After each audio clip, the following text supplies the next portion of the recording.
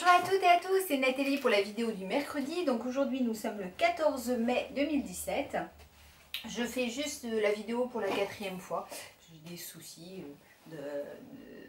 d'appareil photo, enfin bref, voilà, tout est rentré dans l'ordre. Aujourd'hui, sujet qui m'a été demandé par Séverine, je l'en remercie, sur l'acceptation, la durée de l'acceptation de la maladie. Alors moi je ne parlerai pas forcément du terme acceptation, mais appropriation. Vous le savez, quand on nous annonce que nous avons une sclérose en plaques pour nous, mais pour toute autre maladie, on passe par différentes étapes. Puisque vous avez le refus, la colère, le marchandage, la dépression, l'acceptation. Enfin, eux disent acceptation, moi je dis appropriation. Et ça, chacun emploie le terme qu'il veut. Et ça a des durées différentes en fonction des individus. C'est-à-dire que moi, je dis, j'ai la chance qu'en un quart d'heure tout soit bouclé. Donc ça c'est top. Et puis il y a des gens pour qui ça prend des jours, des semaines, des mois, des années, voire jamais. Alors je pense qu'on ne peut jamais accepter complètement la maladie, parce que comment on accepterait, tiens, j'ai décidé que toi tu étais malade, et tu l'acceptes. Non, on ne peut pas accepter un truc comme ça. Par contre, ce qu'il faut, c'est dire, je te tolère, je suis obligée, on est obligé de vivre ensemble, d'être colocataire, indésirable, mais on va devoir vivre ensemble.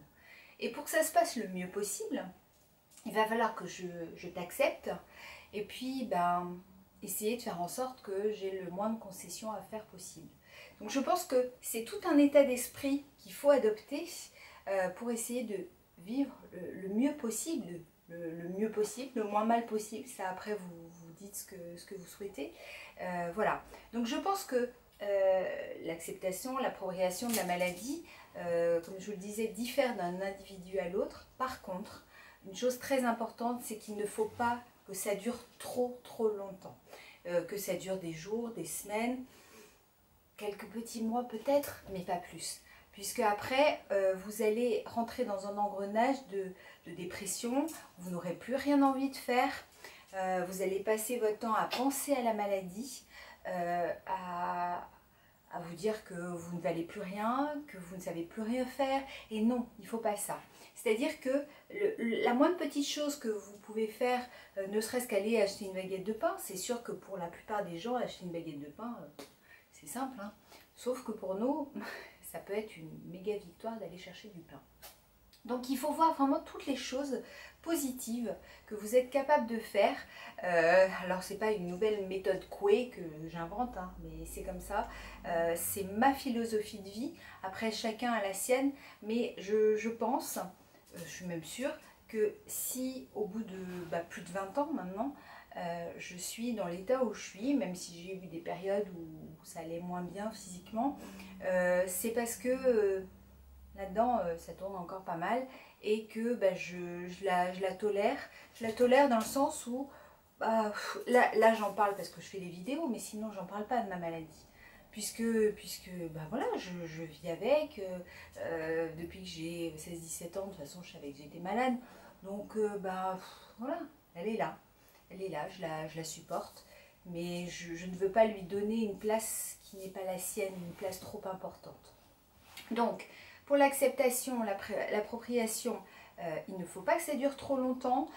Si vous vous rendez compte que vous êtes en train de sombrer, essayez de voir autour de vous, j'en ai déjà parlé, si vous avez un café CEP, moi je vais à une fois par mois. Je fais des gros bisous à tous les gens qui y vont parce que ils sont géniaux et puis c'est super. On parle de la CEP, mais on parle d'autre chose, on parle de conneries, on mange des cochonneries, et puis c'est super. Donc voyez s'il y a un café CEP autour de chez vous, si on n'a pas, créez-le, c'est tout simple. Il existe des professionnels, que ce soit psychiatre, psychanalyste, ou ça, il y en a des très bien. Il y en a à qui on n'a pas forcément envie de parler, mais il y en a des très bien. Donc, chose importante, il ne faut pas que ça dure trop longtemps. Je ne peux pas vous dire ça doit durer une semaine, ça doit durer 6 mois. Non, ça, je ne peux pas, puisque personne ne peut.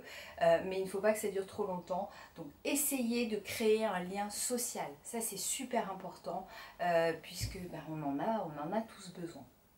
Donc voilà, alors je suis désolée Séverine, j'ai sûrement pas répondu véritablement à ta question, mais je peux pas, puisque personne ne peut, sauf qu'il faut pas que ça dure trop longtemps.